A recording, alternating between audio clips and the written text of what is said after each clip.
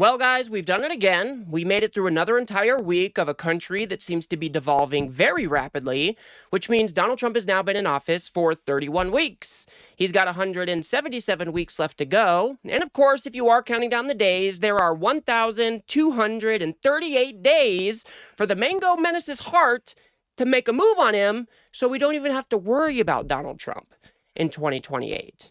Now, of course, the Weekly Roundup is the part in the week where we gather up a whole bunch of different clips that don't necessarily touch on any particular topic, but it kind of gives us a way to catch up on anything we may have missed. And of course, we normally, although I will not promise it this week, we get to have a laugh or two as well. So I just want to go ahead and jump right into it this week, guys, because although there might not be as many clips to go through, they're a little bit longer than what we normally play through. So I want to go ahead and start off with this clip.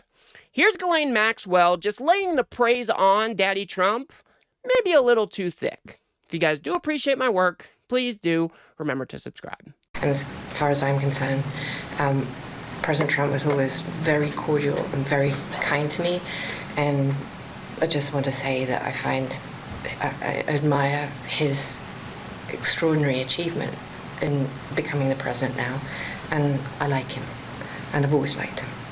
So that is the sum and substance of my entire relationship with him. I've liked him, guys. I've always liked him. He's made such great accomplishments by becoming president and whatnot. I just want everybody to remember what is going on here. Donald Trump's name is all over the Epstein files. He even had, hundreds of FBI agents going through the files to redact his name so he could further remove himself from the situation.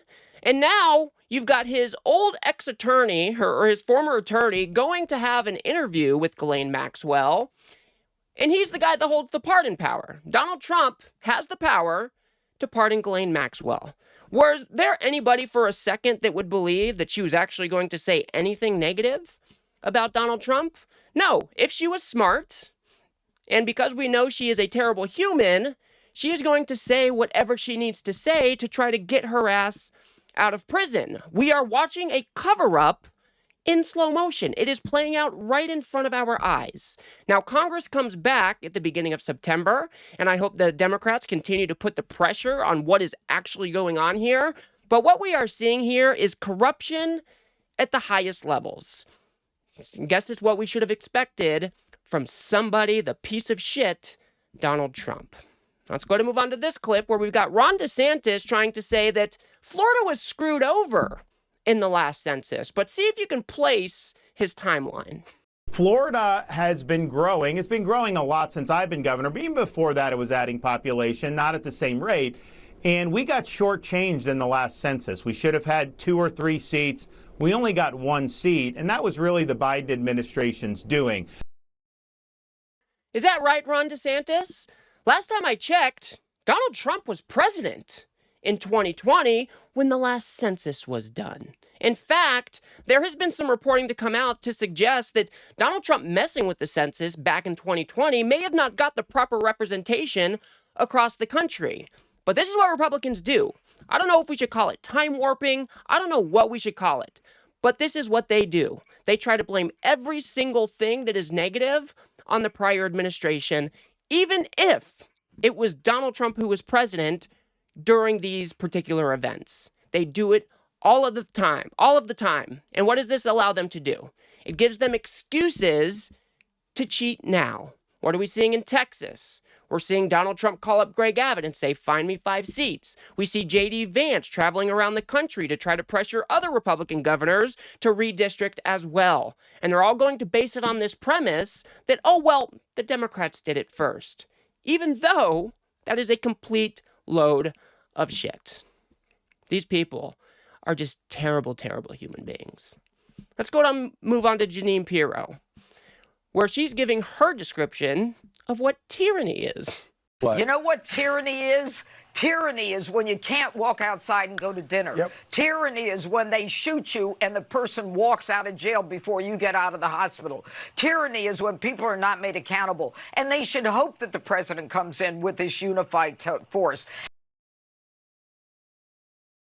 These people are shameless. You've got a president of the United States who has taken more power than any other president that has come before him. He is deploying the National Guard and active duty military to the streets of LA. He's deploying the National Guard to the streets of Washington, D.C. He's threatening to do the same in Chicago, San Francisco, all of these other blue areas and blue states. He's going after his political enemies. He's going after news agencies. And she wants to say, oh, well, tyranny, you know what it actually is, guys? It's that you can't go out to dinner in your own city because you don't feel safe. Except, who in Washington, D.C. is actually saying this shit? We are seeing a 30-year low when it comes to violent crime. Now, does that mean that things are perfect in Washington, D.C.? Of course not. There are always going to be pockets of violence. But for many people who live in Washington, D.C. have no problem going out to their restaurants even before Donald Trump came back into office. They were more than comfortable going out to a restaurant just a few weeks ago when crime was supposedly out of control, according to this administration. What we are seeing as tyranny is Donald Trump in his authoritarian power grab that is fascist in nature. And these people want to try to rewrite the rules. They want to try to rewrite the definitions to give Daddy Trump a pass. That is what is truly going on here. Let's go to move on to here, where we've got David Barton, I believe is his name. He likes to call himself a historian of sorts, even though he is not a true studier of history. When Congress passes the amendment to end slavery and to grant civil rights and grant equal status, it's only whites voting. So you have 2/3 of the whites in the House, 2/3 of the whites in the Senate say, we want blacks to have the same rights we do. Then it goes to the states where the 3/4 of the states, whites and 3/4 of the states, only one can vote. So it really is whites saying, this is wrong for us to have status different from everybody else. It's the whites who gave up the rights to say we want equality. It was the whites who gave up their rights saying that we want equality. Do you understand what's going on here? He's saying that actually it's the white folk who should be given all of the praise for ending slavery. That is the argument that he is currently making. And I don't know if it was a Freudian slip. I don't know if it was a mistake. But by saying whites gave up rights to make sure that black folks were treated equally, it is just not how anything works. We made sure that rights were protected for everybody. And to say that we should praise all the white folks for this is an insane argument to make. If I light a house on fire, and then I am the one who puts that fire out, should I get credit for putting out the fire because it was a problem that I created? I mean, no other place in your life would this argument be acceptable, and it shouldn't be acceptable here. It was the white folks of the early Americas that enslaved black people. You don't get credit for undoing their shackles. These people disgust me. What's even more disgusting, not more disgusting, that's probably not the right terminology, but what was disgusting as well was the cabinet meeting we saw this week with this administration. Brace yourself, guys, because, we talk about how the sycophancy is out of control, but when you put it together in a supercut like this, like Midas Touch has done, it just becomes a little bit more gross. Mr. President, I invite you to see your big, beautiful face on a banner in front of the Department of Labor, because you are really the transformational president of the American worker, along with the American flag and President Roosevelt. Working for this government, for you, is the greatest honor of my life. I tell it to everybody, and I really do feel that way, and I thank you. You have breathed life back into the profession of law enforcement. Your respect for law enforcement is so incredible. It's making a difference. This is just such a great opportunity, really, to recognize your leadership as a true champion for working people. Well, everyone knows there's no stronger advocate for hardworking American families than you. Well, Mr. President, first of all, thank you for the opportunity to work for you. Our country has never been so secure thanks to you. You have brought us back from the edge. And there's only one thing I wish for, that noble committee finally gets its act together and realizes that you are the single finest candidate since the this Nobel Award was ever talked about, to receive that reward.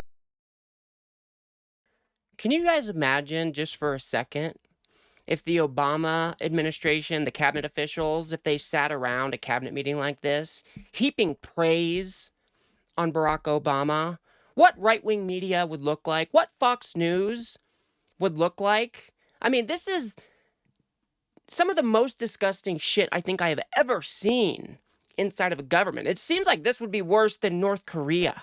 Okay, you've got every single person in the cabinet going around heaping praise on the dear leader because he is such a petulant man baby that his ego needs to be propped up at every given point in time.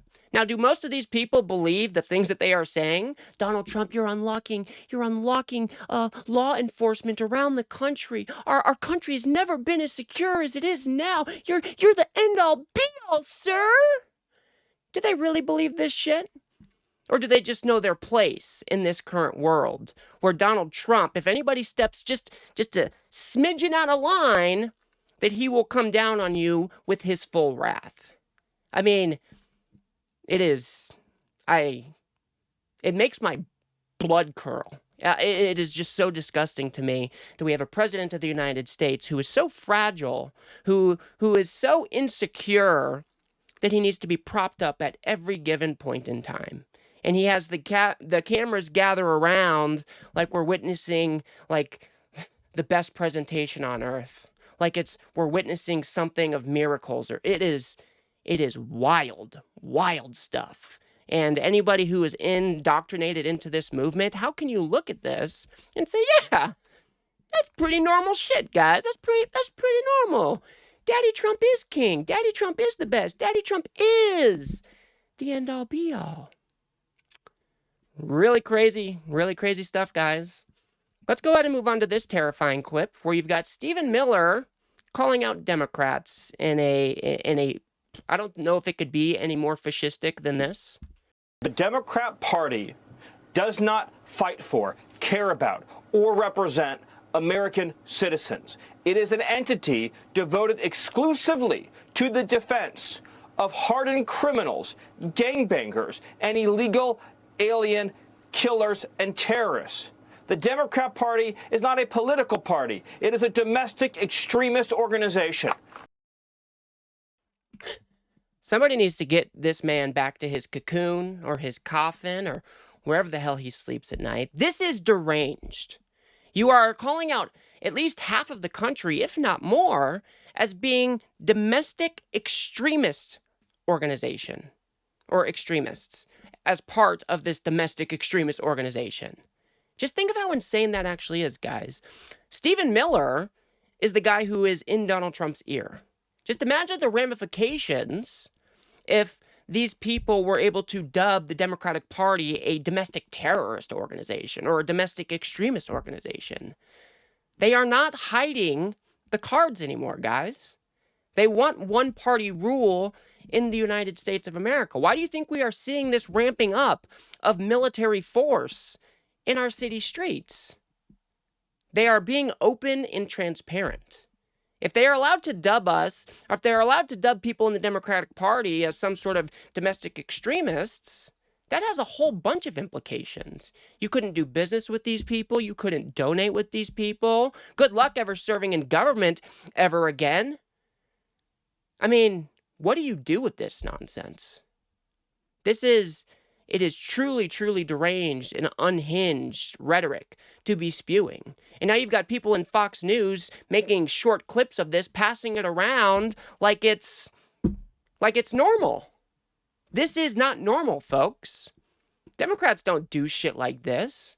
We don't try to brand the other side, the entire other side, as a domestic extremist organization. I mean, these people are out of control. We are witnessing an authoritarian takeover, the likes of which we have never seen, and it's fascists like Steve Miller who are driving this boat forward.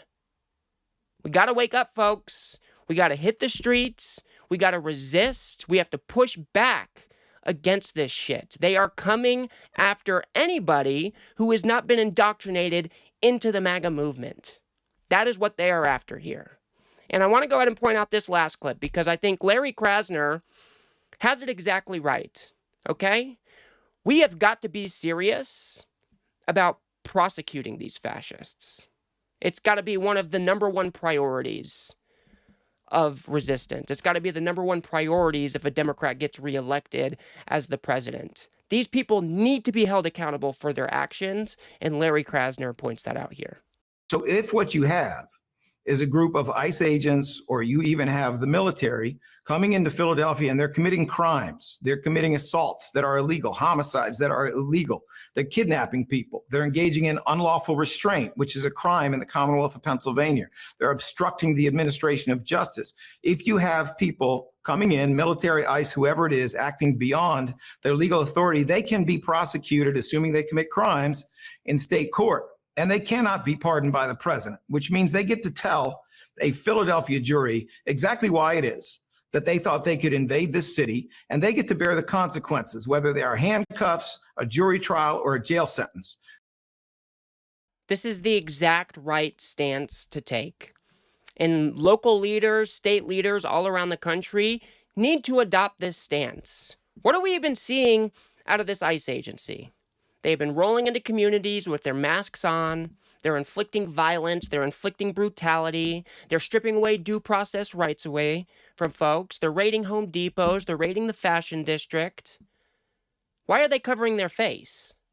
Because they know what they are doing is wrong. They know what they are doing is likely against the law, is likely trampling on the Constitution. And it's time for local leaders to step up and start prosecuting these fascist thugs, because these people need to be held accountable for what they are doing. And he points out something very clear there. If you are taking these guys off the streets, if they have committed crimes in your cities, if they are stripping due process rights away from folks and beating the shit out of people, prosecute them on the state level. That way Donald Trump can't get his grimy little fingers on a pardon or something like that. I think every single Democrat in the country has to adopt this stance.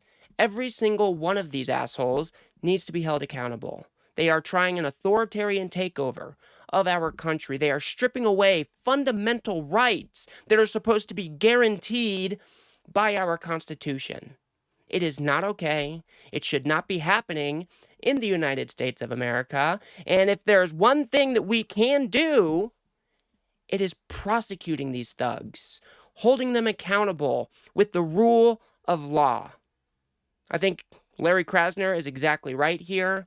I think more Democrats need to start speaking out and speaking like this. I think Gavin Newsom is doing a good job right now. I think J.B. Pritzker is doing a good job right now, saying that he will be holding these people accountable with our rule of law, and that is the exact stance that we need to take. Every single one of them has got to be held accountable, or they are just going to run roughshod over the rest of us. I mean, they have been warning us for years, guys, that it's the tyranny of the minority. It's the tyranny of the minority. Well, that is coming to fruition right now. We are in the middle of it. The authoritarian takeover is at least some percentage complete. And if we do not hold these people accountable now, we are going to be much worse off for it. So I appreciate leaders like Larry Krasner, like Gavin Newsom, like J.B. Pritzker, and others who are coming out and taking a hard stance on what we are currently witnessing and what needs to be done to actually fight back against it. So those are the clips that I had for you guys this week. I hope you're all doing well out there. I know we've got, maybe a month left of summer before the weather really starts to change. But as I told you guys last week, I did join the Unfuck America tour. You guys should help, if you guys are willing and you are able to help us travel around the country and provide an alternative vision to these young people, register them to vote, head over to the unfuckamericatour.com. You can sign up to volunteer. You can sign up to donate. You should be able to find a donate link in the description below as well.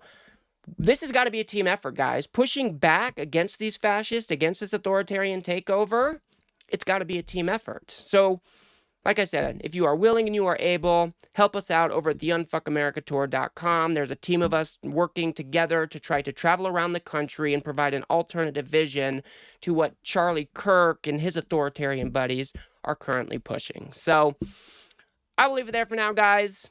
If you guys got anything out of this video, please do remember to smash that like button and subscribe. Maybe share with a friend or two. I'd very much appreciate that.